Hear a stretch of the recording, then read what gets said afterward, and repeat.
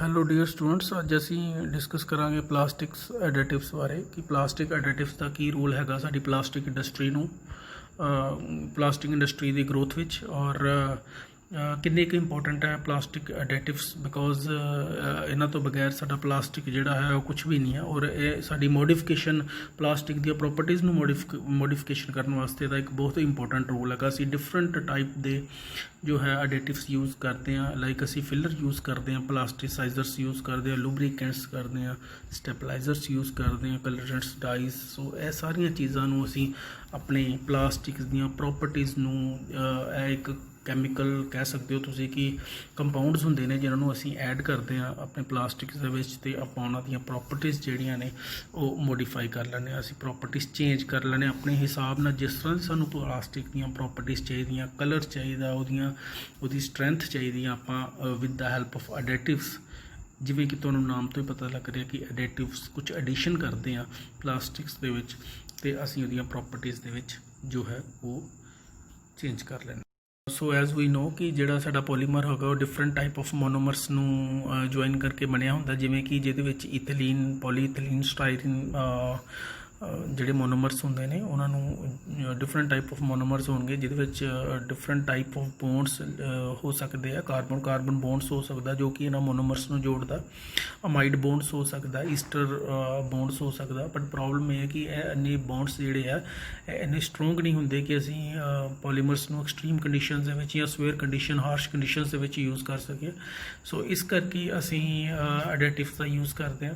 Okay, ਔਰ accept ਜਿਹੜਾ ਥਰਮੋਸੈਟ plastic material ਹੁੰਦਾ ਸਾਡਾ, ਔਰ ਰਬਰਸ ਹੁੰਦੇ ਆ, ਔਰ ਬਾਕੀ ਜਿਹਨਾਂ ਵਿੱਚ ਕ੍ਰੋਸ ਲਿੰਕਿੰਗ ਹੁੰਦੀ ਆ, ਬਾਕੀਆਂ ਦੇ ਵਿੱਚ ਸਾਡੀ ਜਿਹੜੀ ਹੈ ਕ੍ਰੋਸ ਲਿੰਕਿੰਗ ਨਹੀਂ ਹੁੰਦੀ। ਸੋ ਇਸ ਕਰਕੇ ਸਾਨੂੰ ਜ਼ਰੂਰੀ ਹੁੰਦਾ ਕਿ ਅਸੀਂ ਡਿਫਰੈਂਟ ਟਾਈਪ ਆਫ ਜਿਹੜੇ ਐਡਿਟਿਵਸ, ਜਿਵੇਂ ਮੈਂ ਤੁਹਾਨੂੰ ਦੱਸਿਆ ਕਿ ਫਿਲਰਸ ਹੋ ਗਿਆ, ਪਲਾਸਟਿਸਾਈਜ਼ਰਸ ਹੋ ਗਿਆ, ਔਰ ਲੁਬਰੀਕੈਂਟਸ ਹੋ ਗਿਆ। ਸੋ ਇਹਨਾਂ ਦਾ ਯੂਜ਼ ਜਿਹੜਾ ਹੈਗਾ ਬੜਾ ਇੰਪੋਰਟੈਂਟ ਹੋ ਜਾਂਦਾ।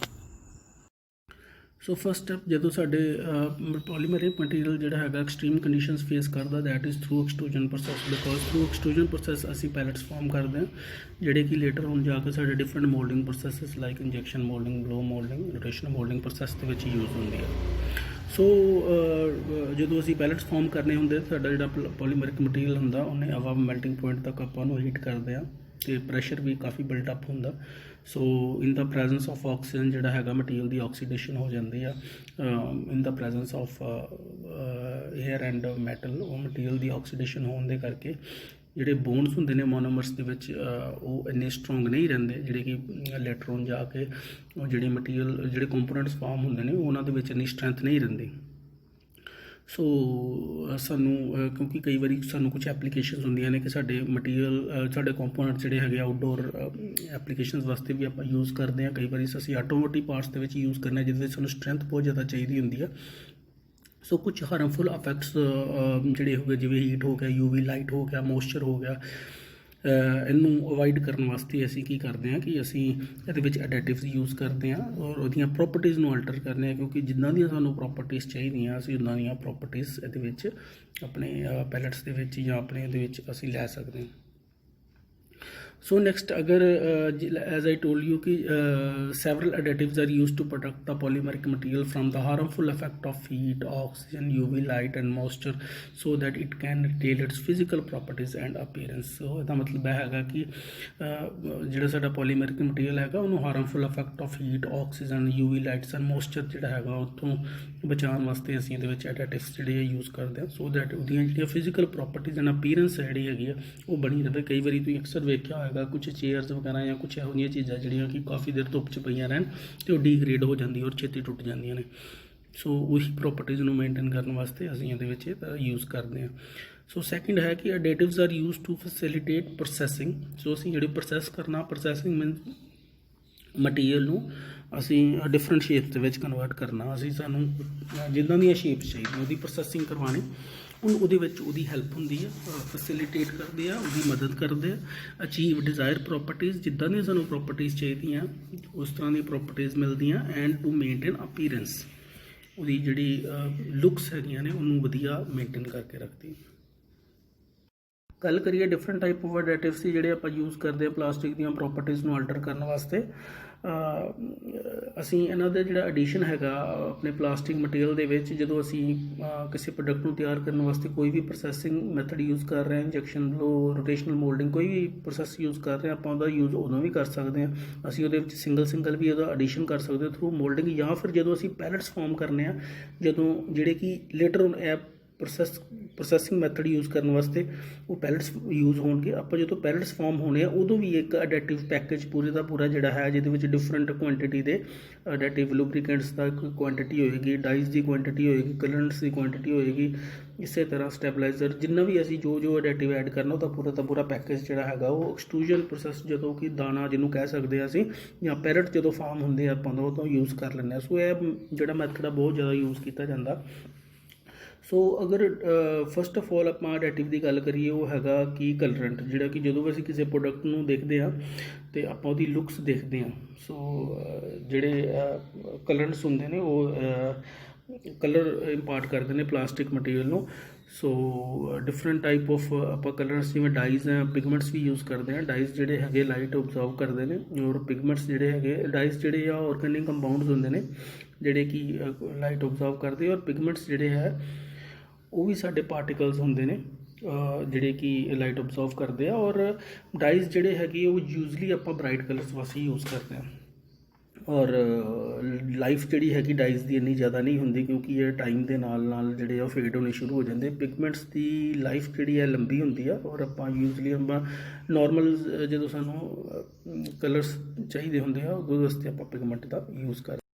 ਸੋ ਅਦਰ ਅਡੈਟਿਵ ਦੀ ਆਪਾਂ ਗੱਲ ਕਰੀਏ, ਉਹ ਹੈ ਸਾਡੀਆਂ ਫਿਜ਼ੀਕਲ ਪ੍ਰੋਪਰਟੀਜ਼ ਨੂੰ ਮੇਨਟੇਨ ਕਰਨ ਵਾਸਤੇ। ਸੋ ਫਿਜ਼ੀਕਲ ਪ੍ਰੋਪਰਟੀਜ਼ ਦਾ ਮੇਨਟੇਨ ਰਹਿਣਾ ਬਹੁਤ ਜ਼ਰੂਰੀ ਆ। ਸਾਡੀ ਇੰਪੈਕਟ ਸਟਰੈਂਥ, ਟੈਂਸਾਈਲ ਸਟਰੈਂਥ, ਫਲੈਕਸੀਬਿਲਿਟੀ, ਸੋ ਇਸ ਤਰ੍ਹਾਂ ਦੀਆਂ ਹੋਰ ਵੀ ਕਾਫੀ ਫਿਜ਼ੀਕਲ ਪ੍ਰੋਪਰਟੀਜ਼ ਹੁੰਦੀਆਂ ਨੇ, ਇਹਨਾਂ ਨੇ ਮੈਂਸ਼ਨ ਨਹੀਂ ਕੀਤੀਆਂ ਹੋਈਆਂ ਵਿੱਚ, ਜਿਨ੍ਹਾਂ ਦਾ ਜ਼ਰੂਰ ਮੇਨਟੇਨ ਰਹਿਣਾ, ਕਿਉਂਕਿ ਕਈ ਵਾਰੀ ਸਾਡੇ ਪ੍ਰੋਡਕਟਸ ਜਿਹੜੇ ਹੈ ਉਹ ਬਹੁਤ ਹਾਈਟੈਕ ਐਪਲੀਕੇਸ਼ਨਸ 'ਤੇ ਲੱਗਦੇ ਆ, ਜਿਹਦੇ ਵਿੱਚ ਉਹਨਾਂ ਦੀ ਇਸ ਚੀਜ਼ਾਂ ਨੂੰ, ਕਿਉਂਕਿ ਮੇਨਲੀ ਆਪਾਂ ਅਡੈਟਿਵਸ ਦੇ ਪ੍ਰੋਪਰਟੀਜ਼ ਆਲਟਰ ਕਰਨ ਵਾਸਤੇ ਕਰਦੇ ਹਾਂ। ਸੋ ਆਪਾਂ ਆਪਣੇ ਹਿਸਾਬ ਨਾਲ, ਜੇ ਸਾਨੂੰ ਫਲੈਕਸੀਬਿਲਿਟੀ ਜ਼ਿਆਦਾ ਚਾਹੀਦੀ ਆਪਾਂ ਜ਼ਿਆਦਾ ਕਰ ਸਕਦੇ ਹਾਂ, ਟੈਂਸਾਈਲ ਸਟਰੈਂਥ ਜ਼ਿਆਦਾ ਚਾਹੀਦੀ ਕਰ ਸਕਦੇ ਹਾਂ। ਸੋ ਇਹ ਸਾਰੀਆਂ ਚੀਜ਼ਾਂ ਨੂੰ ਅਸੀਂ ਆਲਟਰ ਕਰਨ ਵਾਸਤੇ ਅਡੈਟਿਵ ਦਾ ਯੂਜ਼ ਕਰਦੇ ਹਾਂ।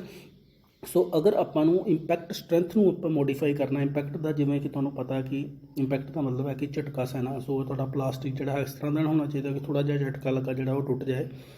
ਸੋ ਉਹਦੀ ਉਸ ਸਟਰੈਂਥ ਨੂੰ ਮੇਨਟੇਨ ਕਰਨ ਵਾਸਤੇ ਕਈ ਵਾਰੀ ਅਸੀਂ ਫੰਕਸ਼ਨਲਾਈਜ਼ਡ ਰਬਰ ਜਿਹੜਾ ਹੁੰਦਾ ਉਹਨਾਂ ਦਾ ਯੂਜ਼ ਕਰ ਦਿੰਦੇ ਹਾਂ। ਐਕਰੈਲਿਕ ਬਲੋਕ ਕੋਪੋਲੀਮਰਸ ਜਦੋਂ ਆਪਾਂ ਇਹਨਾਂ ਦੇ ਵਿੱਚ ਐਡੀਸ਼ਨ ਕਰਦੇ ਹਾਂ ਐਜ਼ ਏ ਅਡੈਟਿਵ ਪੈਕੇਜ ਜਾਂ ਸਿੰਗਲ, ਆਪਾਂ ਉਹਦੇ ਵਿੱਚ ਜਦੋਂ ਆਪਾਂ ਪਾਉਂਦੇ ਹਾਂ ਅਤੇ ਸਾਨੂੰ ਇਹ ਇੰਪੈਕਟ ਸਟਰੈਂਥ ਜਿਹੜੀ ਹੈ ਆਪਾਂ ਉਹਨੂੰ ਚੇਂਜ ਕਰ ਸਕਦੇ ਹਾਂ। ਅਗਰ ਆਪਾਂ ਟੈਂਸਾਈਲ ਸਟਰੈਂਥ ਦੀ ਗੱਲ ਕਰੀਏ, ਟੈਂਸਾਈਲ ਸਟਰੈਂਥ ਦਾ ਮਤਲਬ ਕਿਸੇ ਚੀਜ਼ ਨੂੰ ਖਿੱਚਣਾ, ਜਾਂ ਉਹਦੀ ਉਹੋ ਜਿਹੀ ਸਟਰੈਂਥ ਜਿਹਦੇ ਵਿੱਚ ਆਪਾਂ ਕਿਸੇ ਚੀਜ਼ ਨੂੰ ਇਲੋਂਗੇਟ ਕਰਦੇ ਹਾਂ ਤਾਂ ਆਪਾਂ ਨੂੰ ਟੈਂਸਾਈਲ ਉਹਦੇ 'ਤੇ ਟੈਸਟ ਕਰਦੇ ਹਾਂ।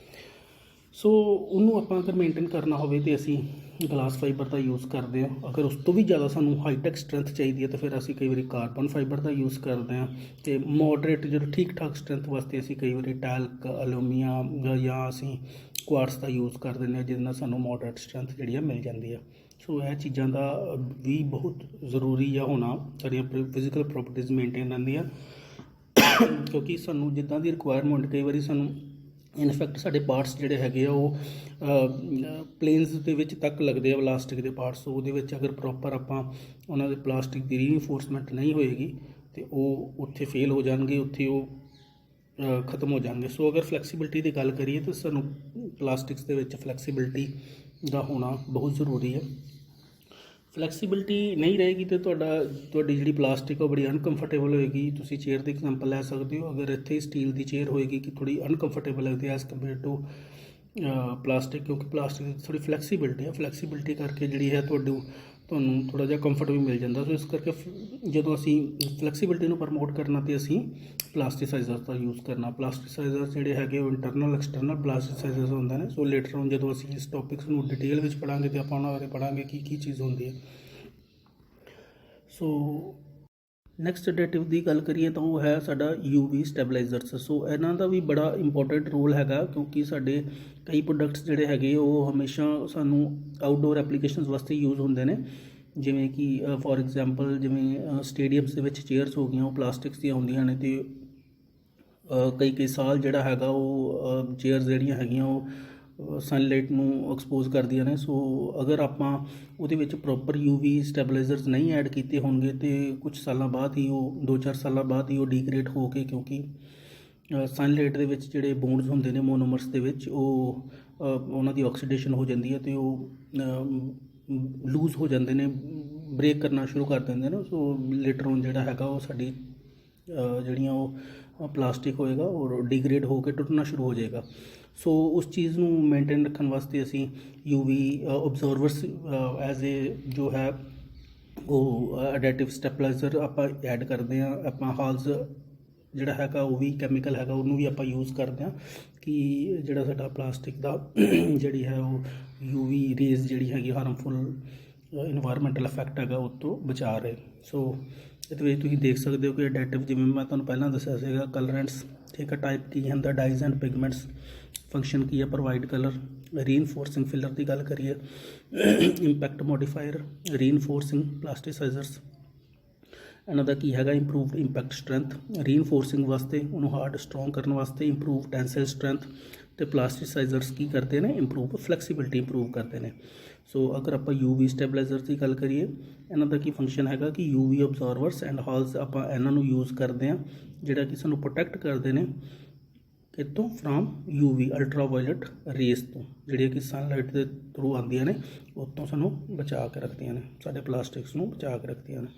ਕੁਛ ਅਡੈਟਿਵਸ ਹੈਗੇ ਨੇ ਜਿਹੜੇ ਅਸੀਂ ਮੋਲਡਿੰਗ ਪ੍ਰੋਸੈਸ ਦੇ ਦੌਰਾਨ ਯੂਜ਼ ਕਰਦੇ ਹਾਂ। ਜਦੋਂ ਸਾਡਾ moulding process, suppose injection moulding process ਹੈਗਾ, ਉਹਨਾਂ ਨੂੰ ਯੂਜ਼ ਕਰਦੇ ਹਾਂ। ਦੈਟ ਇਜ਼ ਸਪੋਜ਼ ਕਰੋ ਮੋਲਡ ਦੀ ਫਿਲਿੰਗ ਕਰਦੇ ਪਏ ਹਾਂ ਅਸੀਂ ਇੰਜੈਕਸ਼ਨ ਮੋਲਡਿੰਗ ਮਸ਼ੀਨ 'ਤੇ। ਜਦੋਂ ਅਸੀਂ ਮੋਲਡ ਦੀ ਫਿਲਿੰਗ ਕਰਦੇ ਹਾਂ ਸੋ ਦੈਟ ਉਹਨਾਂ ਦੀ ਫਿਲਿੰਗ ਬੜੀ ਸਮੂਥ ਵੇ ਨਾ ਹੋਵੇ, ਅਸੀਂ ਇੰਟਰਨਲ ਲੂਬਰੀਕੈਂਟਸ ਯੂਜ਼ ਕਰਦੇ ਹਾਂ ਜਿਹਦੇ ਵਿੱਚ ਅਸੀਂ ਫੈਟੀ ਈਸਟਰਸ, EVA, ਵੈਕਸਿਸ, ਆਕਸੀਡਾਈਜ਼ਡ ਪੋਲੀਥਲੀਨ ਦਾ ਆਪਾਂ ਯੂਜ਼ ਕਰਦੇ ਹਾਂ। ਸੋ ਦੈਟ ਜਿਹੜੀ ਫਿਲਿੰਗ ਹੈਗੀ ਆ ਉਹ ਬੜੀ ਸਮੂਥਲੀ ਅੰਦਰ ਜਾਵੇ, ਸਾਡੇ ਜਿਹੜੇ ਮਟੀਰੀਅਲ ਦਾ ਫਲੋ ਹੋਏਗਾ, ਕਿਉਂਕਿ ਜਿਹੜਾ ਸਾਡਾ final component after moulding mould ਦੇ ਵਿੱਚ ਫਾਰਮ ਹੋਊਗਾ, ਉਹਦੀ ਪ੍ਰੋਪਰਟੀਜ਼ ਕਾਫੀ ਜਿਹੜੀਆਂ ਹੈਗੀਆਂ ਅਫੈਕਟ ਕਰਦੀਆਂ ਕਿ ਤੁਹਾਡੀਆਂ ਜਿਹੜੀ ਸਾਡੀ ਫਲੋ ਹੋਇਆ ਮਟੀਰੀਅਲ ਦਾ ਉਹ ਕਿਸ ਤਰ੍ਹਾਂ ਦਾ ਹੋਇਆ, ਠੀਕ ਹੈ। ਸੋ ਇਸ ਕਰਕੇ ਤੁਹਾਡਾ ਅਗਰ ਫਲੋ ਬੜਾ ਸਮੂਥ ਹੋਇਆ ਤੇ ਤੁਹਾਡੀਆਂ ਪ੍ਰੋਪਰਟੀਜ਼ ਜਿਹੜੀਆਂ ਹੈਗੀਆਂ ਫਾਈਨਲ ਪ੍ਰੋਡਕਟ ਦੀਆਂ ਕਾਫੀ ਅੱਛੀ ਆਉਣਗੀਆਂ। ਅਗਰ ਟਰਬੂਲੈਂਟ ਫਲੋ ਹੋਇਆ, ਟਰਬੂਲੈਂਟ ਮਤਲਬ ਬੜਾ ਹਿਲਚੁਲ ਵਾਲਾ ਫਲੋ ਹੋਇਆ ਤੇ ਜਿਹੜੀਆਂ ਪ੍ਰੋਪਰਟੀਜ਼ ਜਿਹੜੀਆਂ ਹੈ ਡਿਫਰੈਂਟ ਆ ਗਈਆਂ। ਸੋ ਇਹ ਜਿਹੜੇ ਕੁਝ ਇੰਟਰਨਲ ਲੂਬਰੀਕੈਂਟਸ ਹੈਗੇ ਆਪਾਂ ਯੂਜ਼ ਕਰਦੇ ਹਾਂ ਸੋ ਦੈਟ ਜਿਹੜਾ ਮਟੀਰੀਅਲ ਦਾ ਫਲੋ ਹੈਗਾ ਉਹ ਸਮੂਥ ਹੋਵੇ ਤੇ ਜਿਹੜਾ ਤੁਹਾਡਾ ਪ੍ਰੋਡਕਟ ਆ ਉਹ ਅੱਛਾ ਆਵੇ। Mould release agents and surface finish ਅਸੀਂ ਯੂਜ਼ ਕਰਦੇ ਹਾਂ। ਯੂਜ਼ਲੀ ਆਪਾਂ ਯੂਜ਼ ਕਰਦੇ ਹਾਂ ਇੰਜੈਕਸ਼ਨ ਮੋਲਡਿੰਗ 'ਤੇ। ਸਾਡੀ ਇਹ ਪ੍ਰੋਬਲਮ ਆਉਂਦੀ ਹੈ ਕਿ ਜਦੋਂ ਕੰਪੋਨੈਂਟ ਸਾਡਾ ਫਾਰਮ ਹੋ ਜਾਂਦਾ, ਜਦੋਂ ਤਿਆਰ ਹੋ ਜਾਂਦਾ, ਸੋਲਡੀਫਾਈ ਹੋ ਜਾਂਦਾ, ਠੰਡਾ ਹੋ ਜਾਂਦਾ, ਤੇ ਇਹ ਕੀ ਕਰਦਾ ਕਿ ਕੋਰ ਕੈਵਿਟੀ ਨੂੰ ਕਿਸੇ ਵੀ ਯੂਜ਼ਲੀ ਕੋਰ ਨੂੰ ਜ਼ਿਆਦਾਤਰ ਇਹ ਸਟਿਕ ਕਰਨਾ ਸ਼ੁਰੂ ਕਰ ਦਿੰਦਾ। ਕੰਪੋਨੈਂਟ ਸਾਡਾ ਸਟਿਕ ਰਹੇਗਾ, ਜਿਹਦੇ ਕਰਕੇ ਜਦੋਂ ਅਸੀਂ ਕੰਪੋਨੈਂਟ ਨੂੰ ਰਿਮੂਵ ਕਰਾਂਗੇ ਤੇ ਉੱਪਰ ਵੀ ਡਿਫੈਕਟ ਰਹੇਗਾ, ਪ੍ਰੋਬਲਮ ਰਹੇਗੀ ਕੋਈ ਨਾ ਕੋਈ ਦੀ ਸਰਫੇਸ ਫਿਨਿਸ਼ ਦੇ ਉੱਪਰ। ਸੋ ਇਹ ਬਾਰ-ਬਾਰ ਜਿਹੜੀ ਪ੍ਰੋਬਲਮ ਆਏਗੀ, ਇਸ ਕਰਕੇ ਅਸੀਂ ਮੋਲਡ ਰਿਲੀਜ਼ ਏਜੰਟਸ ਲਗਾ ਦਿੰਦੇ ਹਾਂ ਉਹਦੇ ਕੋਰ ਕੈਵਿਟੀ ਦੇ ਉੱਪਰ ਕਿ ਈਜ਼ੀਲੀ ਜਿਹੜਾ ਹੈਗਾ ਕੰਪੋਨੈਂਟ ਬਾਹਰ ਆ ਜਾਏ ਤੇ ਸਰਫੇਸ ਫਿਨਿਸ਼ ਵੀ ਜਿਹੜੀ ਹੈ ਉਹ ਮੇਨਟੇਨ ਰਵੇ। ਸੋ ਇੰਜੈਕਸ਼ਨ ਮੋਲਡਿੰਗ ਜਿਵੇਂ ਤੁਹਾਨੂੰ ਪਤਾ ਹੀ ਹੈ ਪ੍ਰੋਸੈਸ, ਆਪਾਂ ਬੈਰਲ ਦੇ ਵਿੱਚ ਮਟੀਰੀਅਲ ਮੈਲਟ ਕਰਦੇ ਹਾਂ ਔਰ ਇੰਜੈਕਟ ਕਰਵਾਉਂਦੇ ਹਾਂ ਉਹਨੂੰ ਮੋਲਡ ਦੇ ਵਿੱਚ। ਮੋਲਡ ਅਲੱਗ ਹੈ, ਇੰਜੈਕਸ਼ਨ ਮੋਲਡਿੰਗ ਮਸ਼ੀਨ ਅਲੱਗ ਹੈ। ਸੋ ਉਹਦੇ ਵਿੱਚ ਜਦੋਂ ਆਪਾਂ ਮੋਲਡ ਦੇ ਵਿੱਚ ਇੰਜੈਕਟ ਕਰਵਾਉਂਦੇ ਹਾਂ ਅਤੇ ਮਟੀਰੀਅਲ ਜਿਹੜਾ ਹੈ ਸਾਡਾ ਉਹ ਠੰਡੇ ਮੋਲਡ ਦੀ ਵਾਲਸ ਦੇ ਵਿੱਚ ਜਾ ਕੇ ਜਦੋਂ ਲੱਗਦਾ ਤੇ ਉਹ ਸੋਲਡੀਫਾਈ ਹੋ ਜਾਂਦਾ। ਮੋਲਡ ਸਾਡਾ ਇੰਜੈਕਸ਼ਨ ਮੋਲਡ ਸਾਡਾ ਠੰਡਾ ਹੁੰਦਾ ਤੇ ਉਹ ਸੋਲਡੀਫਾਈ ਹੋਣ ਤੋਂ ਬਾਅਦ ਕੰਪੋਨੈਂਟ ਸਾਡਾ ਫਾਰਮ ਹੋ ਜਾਂਦਾ, ਉਹ ਸਟਿਕ ਨਾ ਕਰੇ। ਇਸ ਕਰਕੇ ਆਪਾਂ ਸਿਲੀਕਨ ਆਇਲ, ਗ੍ਰੇਫਾਈਟ, ਜ਼ਿੰਕ ਸਟੇਰਿਡ, ਇਹਨਾਂ ਇਹੋ ਜਿਹੀਆਂ ਚੀਜ਼ਾਂ ਦਾ ਆਪਾਂ ਯੂਜ਼ ਕਰਦੇ ਹਾਂ ਕਿ ਸਾਡੀ ਜਿਹੜਾ ਹੈ ਉਹ ਈਜ਼ੀਲੀ ਕੰਪੋਨੈਂਟ ਜਿਹੜਾ ਹੈ ਉਹ ਬਾਹਰ ਆ ਜਾਏ। ਅਗਰ ਹੋਰ ਵੀ ਅਡੇਟਿਵਸ ਦੀ ਗੱਲ ਕਰੀਏ ਤਾਂ ਜਿਹਦੇ ਵਿੱਚ ਸਾਡੇ ਫਿਲਰਸ, ਫਰੇਮ ਰਿਟਾਰਡੈਂਟਸ, ਨਿਊਕਲੀਏਟਿੰਗ ਏਜੰਟਸ, ਬਲੋਇੰਗ ਏਜੰਟਸ, ਕੰਡਕਟਿਵ ਫਿਲਰਸ ਆ ਜਾਂਦੇ ਨੇ। ਸੋ ਅਗਰ ਆਪਾਂ ਫਿਲਰ ਦੀ ਗੱਲ ਕਰੀਏ ਤਾਂ ਅਸੀਂ ਕਈ ਵਾਰੀ glass fibre, particulate fillers, natural fillers, calcium carbonate, talc, silica, clay, mica, ਇਹਨਾਂ ਚੀਜ਼ਾਂ ਨੂੰ ਪਲਾਸਟਿਕ ਦੇ ਵਿੱਚ ਐਡ ਕਰ ਦਿੰਦੇ ਹਾਂ, ਜਿਹਦੇ ਨਾਲ ਉਹਦੀ ਸਟਰੈਂਥ ਜਿਹੜੀ ਹੈ ਉਹਦੀ ਮੇਨਟੇਨ ਰਹਿੰਦੀ ਹੈ ਅਤੇ ਉਹਦੀਆਂ ਪ੍ਰੋਪਰਟੀਜ਼ ਜਿਹੜੀਆਂ ਹੈ ਆਲਟਰ ਹੋ ਜਾਂਦੀਆਂ। ਅਗਰ ਆਪਾਂ ਫਲੇਮ ਰਿਟਾਰਡੈਂਸ ਦੀ ਗੱਲ ਕਰੀਏ ਤਾਂ ਇਹਦਾ ਆਪਾਂ ਐਡੀਸ਼ਨ ਇਸ ਕਰਕੇ ਕਰਦੇ ਹਾਂ ਕਿ ਜਿਹੜੀ ਸਾਡੀ ਪਲਾਸਟਿਕ ਦੀ ਫਲੇਮਾਬਿਲਿਟੀ ਪ੍ਰੋਪਰਟੀ ਹੈਗੀ ਉਹਨੂੰ ਡਿਕਰੀਜ਼ ਕੀਤਾ ਜਾਵੇ, ਜਿਹਦੇ ਵਿੱਚ ਆਪਾਂ ਇਨਆਰਗੈਨਿਕ ਦੇ ਵਿੱਚ aluminium hydroxide, magnesium hydroxide, zinc borate ਵਗੈਰਾ ਆਪਾਂ ਐਡੀਸ਼ਨ ਕਰਦੇ ਹਾਂ, ਜਿਹਦੇ ਨਾਲ ਉਹਦੀ ਫਲੇਮਾਬਿਲਿਟੀ ਪ੍ਰੋਪਰਟੀ ਜਿਹੜੀ ਹੈਗੀ ਉਹ ਘੱਟ ਜਾਂਦੀ ਹੈ। ਆਰਗੈਨਿਕਸ ਵੀ ਆਪਾਂ ਯੂਜ਼ ਕਰਦੇ ਹਾਂ, ਕਈ ਵਾਰੀ ਆਪਾਂ ਕੰਬੀਨੇਸ਼ਨ ਆਫ ਬੋਥ ਦਾ ਅਸੀਂ ਕੰਬੀਨੇਸ਼ਨ ਵੀ ਯੂਜ਼ ਕਰ ਲੈਂਦੇ ਹਾਂ। ਸੋ ਅਗਰ ਆਪਾਂ ਨਿਊਕਲੀਏਟਿੰਗ ਏਜੰਟਸ ਦੀ ਗੱਲ ਕਰੀਏ ਤਾਂ ਨਿਊਕਲੀਏਟਿੰਗ ਏਜੰਟਸ ਜਿਹੜੀ ਹੈਗੀ ਉਹ ਕ੍ਰਿਸਟਲਾਈਨ ਪ੍ਰੋਪਰਟੀ ਨੂੰ ਆਲਟਰ ਕਰਦੀ ਹੈ, ਸਾਡੇ ਪਲਾਸਟਿਕ ਦੀ ਕ੍ਰਿਸਟਲਾਈਨ ਪ੍ਰੋਪਰਟੀ ਨੂੰ ਔਰ ਮਕੈਨੀਕਲ ਪ੍ਰੋਪਰਟੀ ਨੂੰ, ਆਪਟੀਕਲ ਪ੍ਰੋਪਰਟੀ ਨੂੰ, ਹੈ ਨਾ, ਕਿ ਸਾਨੂੰ ਕਿੰਨੀ ਕੁ ਟਰਾਂਸਪੇਰੈਂਸੀ ਚਾਹੀਦੀ ਹੈ ਪਲਾਸਟਿਕ ਦੇ ਵਿੱਚ, ਉਸ ਚੀਜ਼ ਦੀ ਪ੍ਰੋਪਰਟੀ ਨੂੰ ਆਲਟਰ ਕਰਦੀ ਹੈ, ਜਿਹਦੇ ਵਿੱਚ ਕਲੇ, ਫਿਊਮਡ ਸਿਲਿਕਾ, ਕੈਲਸ਼ੀਅਮ ਕਾਰਬੋਨੇਟ, ਇਨਆਰਗੈਨਿਕ ਹਾਈਡਰੋਕਸਾਈਡ, ਸੋ ਕਾਰਬਨ ਫਾਈਬਰ, ਇਹਨਾਂ ਦਾ ਆਪਾਂ ਯੂਜ਼ ਕੀਤਾ ਜਾਂਦਾ।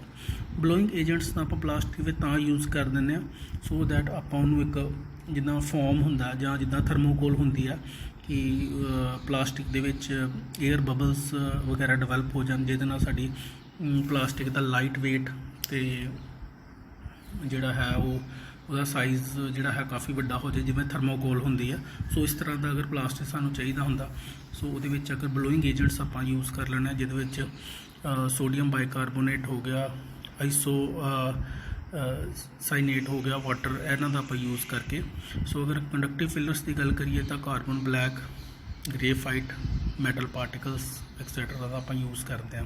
ਸੋ ਤੁਹਾਨੂੰ ਹੁਣ ਆਈ ਥਿੰਕ ਪਤਾ ਲੱਗ ਹੀ ਗਿਆ ਹੋਏਗਾ ਕਿ ਫਿਲਰਸ ਦਾ ਜਾਂ ਜਿਹੜੇ ਆਪਾਂ ਫਲੇਮ ਰਿਟਾਰਡੈਂਟਸ, ਨਿਊਕਲੀਏਟਿੰਗ ਏਜੰਟਸ ਜਾਂ ਹੋਰ ਵੀ ਆਪਾਂ ਜਿਹੜੇ ਐਡਿਟਿਵਸ ਯੂਜ਼ ਕਰਦੇ ਹਾਂ, ਕਿੰਨਾ ਉਹਦਾ ਮੇਜਰ ਰੋਲ ਹੈ ਕਿਸੇ ਪਲਾਸਟਿਕ ਦੀ ਪ੍ਰੋਪਰਟੀਜ਼ ਨੂੰ ਇੰਪੈਕਟ ਕਰਦੀਆਂ। ਅਤੇ ਇਹਨਾਂ ਤੋਂ ਬਗੈਰ ਜਿਹੜਾ ਹੈਗਾ ਸਾਡਾ ਪਲਾਸਟਿਕ ਕੁਛ ਵੀ ਨਹੀਂ ਹੈ ਅਗਰ ਆਪਾਂ ਇਹਨਾਂ ਦਾ ਯੂਜ਼ ਨਾ ਕਰਾਂਗੇ ਤਾਂ।